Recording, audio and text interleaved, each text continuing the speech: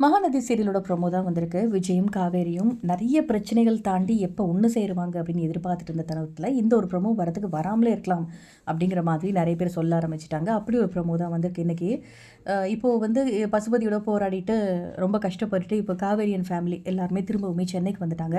வந்ததுக்கப்புறமா கவலைப்படாதம்மா எப்படியாவது இந்த வீட்ட வந்து நம்ம மீட்டலாம் பசுபதி கிட்ட இருந்து அப்படின்ட்டு ஒரு பக்கம் கங்கா ஆறுதல் சொல்ல, இன்னொரு பக்கம் நிவின் வந்து பசுபதியோட திட்டம் என்ன அப்படின்னா எப்படியாவது அந்த வீட்ட கைக்குள்ள போட்டுக்கணும். நம்ம நிம்மதியெல்லாம் கெடுக்கணும் அப்படிங்கிறது தான் அவன் யோசிச்சுட்டு இருக்கான். நம்ம வந்து அத விடவே கூடாது. எப்படியாவது வீட்ட மீட்டணும் அப்படின்னு சொல்லிட்டு, இப்ப சாரதா வந்து ஒரு சத்தியம் வாங்குறாங்க.